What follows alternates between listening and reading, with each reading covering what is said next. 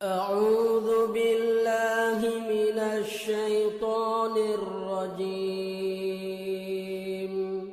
بسم الله الرحمن الرحيم.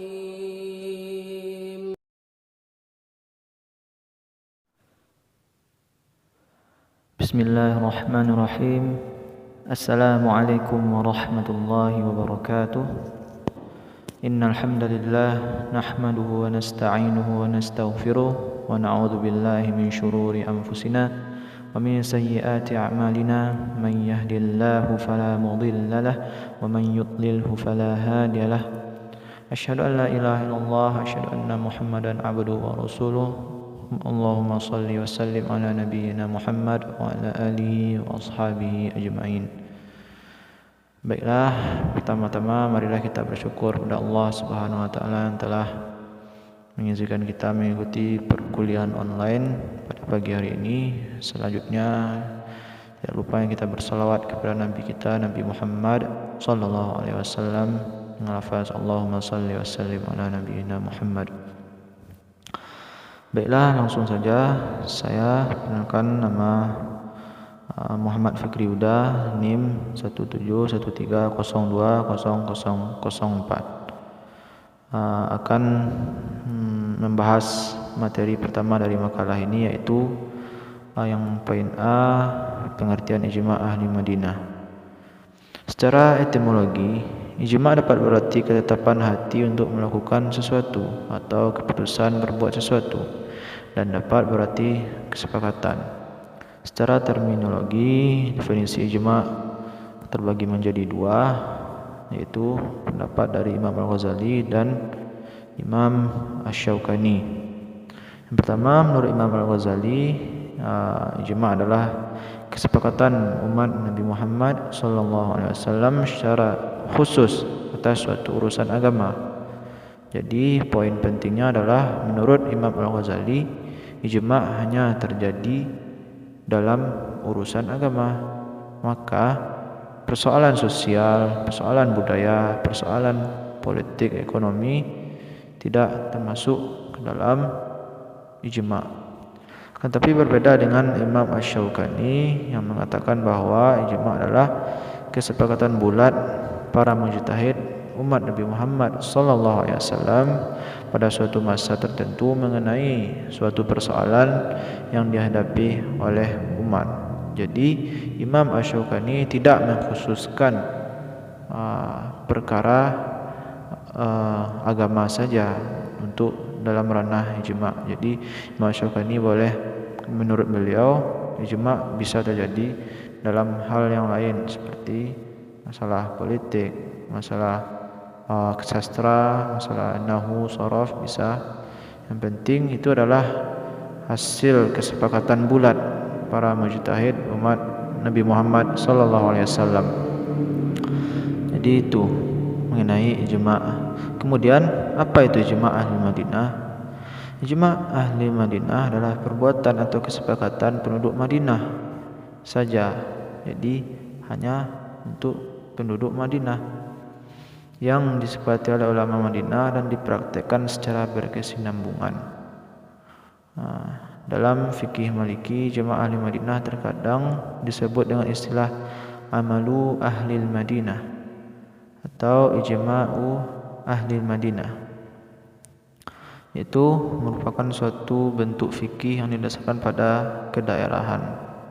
Berbeda dengan konsep ijma' secara umum, ijma' ahli Madinah hanya merupakan kesepakatan ulama Madinah saja. Karena itu ijma' ahli Madinah identik dengan fikih al-Madinah. Dan ini hanya ditemukan dalam mazhab Maliki. Baiklah, mungkin hanya itu saja mengenai pengertian ijma' ahli Madinah secara umum.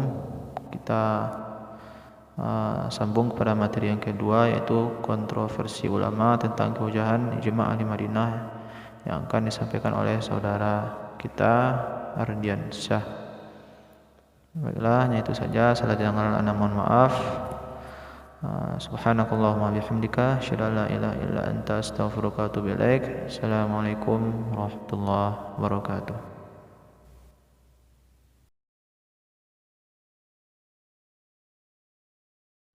Assalamualaikum warahmatullahi wabarakatuh. Perkenalkan, nama saya Ardiansyah dari kelompok 11.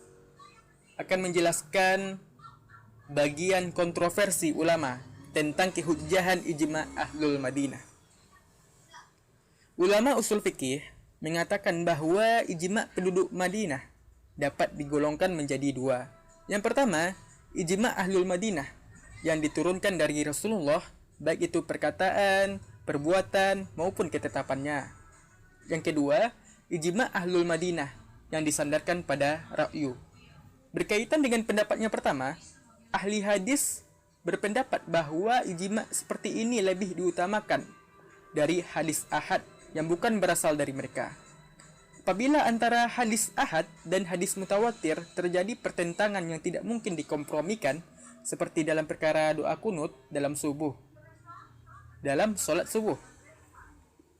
Kan tetapi, jumhur ulama terutama Imam Syafi'i dan sebagian ahli hadis berpendapat bahwa periwayatan hadis penduduk Madinah tidak mempunyai keistimewaan tertentu. Karena penilaian kesahihan riwayat tidak didasarkan pada kota atau negeri tertentu, tetapi pada keadilan dan kekuatan hafalan perawi. Ada ulama yang menerima ijma' Ahlul Madinah, dan ada juga ulama yang menolak ijma' Ahlul Madinah. Ulama yang menerima itu adalah Imam Malik, yang berpendapat bahwa ijma' penduduk Madinah dapat dijadikan hujjah. Hal ini terdapat dalam kitabnya Al-Muwatta. Ada 48 masalah fikih yang disandarkan pada ijma' penduduk Madinah. Dalam ensiklopedi hukum Islam disebutkan bahwa para pengikut mazhab Maliki berbeda pendapat dalam menafsirkan pendapat Imam Malik itu. Perbedaan pendapat pengikut mazhab Maliki ini terbagi menjadi: yang pertama, ijma' mereka itu dijadikan hujjah karena mereka lebih mengetahui keadaan Rasulullah Sallallahu Alaihi Wasallam daripada orang lain, sehingga riwayat mereka juga lebih kuat. Yang kedua, ijma' mereka itu menjadi hujjah dalam perkara-perkara yang diturunkan dan dinukil dari Nabi Sallallahu Alaihi Wasallam secara masyhur, seperti azan dan iqamat. Yang ketiga, ijma' mereka pada umumnya adalah hujjah karena penduduk Madinah tidak mungkin bersepakat kecuali dengan bersandar pada dalil-dalil yang kuat. Yang keempat, ijma' penduduk Madinah yang dimaksud oleh Imam Malik adalah ijma' yang berupa kelanjutan perbuatan-perbuatan yang sudah ada sejak zaman Nabi dan berlangsung terus sampai masa Imam Malik, seperti lafaz azan dan iqamat, dan tidak dizakatkannya sayur mayur. Berkaitan dengan pendapat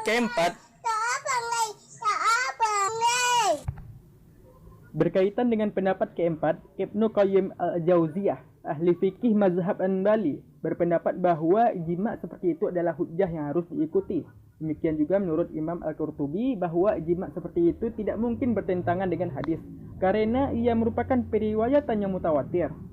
Oleh karena itu, ijma' penduduk Madinah seperti itu lebih diutamakan daripada hadis ahad dan qiyas. Walaupun ada yang menerima, ada juga yang menolak. Seperti Imam Syafi'i, Imam Hanafi, Imam Hambal, maupun Al-Lais bin Sa'ad. Al-Lais bin Sa'ad menyatakan walaupun Madinah adalah kota para sahabat yang terdiri dari Muhajirin dan Ansor, tetapi banyak di antara mereka yang meninggalkan kota Madinah dan menetap di kota Islam lainnya, baik itu untuk tujuan jihad maupun untuk tujuan menyebarkan dan mengajarkan ajaran agama Islam. Karena ulama sudah banyak meninggalkan Madinah, maka kota Madinah tidak lagi dapat dikatakan mendominasi ilmu-ilmu keagamaan. Al-Lais menemukan bahawa banyak fatwa para sahabat di kota-kota lain yang berbeda dengan fatwa ulama Madinah. Misalnya, praktik penduduk Madinah membenarkan para tentara menjamak solat pada saat hujan, sementara para sahabat yang bermukim di Syam dan Mesir tidak pernah melakukannya. Perdebatan yang dipaparkan Al-Lais bukanlah perdebatan di kalangan Ahlul Madinah, tetapi perdebatan antar daerah. Ini berarti ada kecenderungan perkembangan dan pengembangan hukum di setiap daerah yang berbeda-beda. Perkembangan dan pengembangan tersebut tidak terkontaminasi oleh Ahlul Madinah, tetapi terkontaminasi oleh kondisi setempat dan pengetahuan ulama yang mengembangkan Islam di daerah tersebut. Dengan kata lain, ijma' Ahlul Madinah tetap eksis di Madinah dan tidak terkontaminasi oleh daerah lain.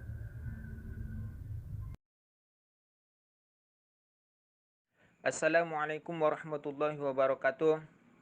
Perkenalkan, nama saya Muhammad Habibullah Pulungan, NIM 1813020019. Saya akan menjelaskan tentang bagian C, pendapat pemakalah. Terjadi perbedaan pendapat mazhab tentang kedudukan ijma' ahli al-Madinah sebagai dalil dalam mengistinbatkan hukum. Ijma' ahli al-Madinah dijadikan salah satu dalil dalam menetapkan hukum oleh mazhab Maliki. Sementara mazhab Hanafi, Syafi'i dan Hambali tidak menerima ijma' ahli al-Madinah sebagai dalil hukum. Kesimpulannya adalah, yang pertama, ijma' ahli al-Madinah itu merupakan penjelasan dari sunnah Rasulullah karena menjadi amal yang luas. Hal ini terlihat jelas ketika bertentangan hadis ahad, maka hadis ahad ditinggalkan dan yang diamalkan adalah ijma' ahli al-Madinah.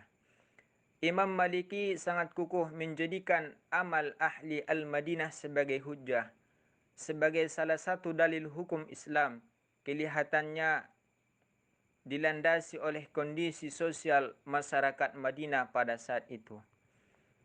Yang kedua, ijma' ahli al-Madinah yang bersumber pada nas atau yang sejalan dengan nas diterima oleh jumhur atau Imam Hanafi, Syafi'i dan Hambali. Praktik seperti itu dianggap menguatkan nas yang ada, akan tetapi apabila ijma' ahli al-Madinah disandarkan pada ijtihad, maka jumhur menolaknya.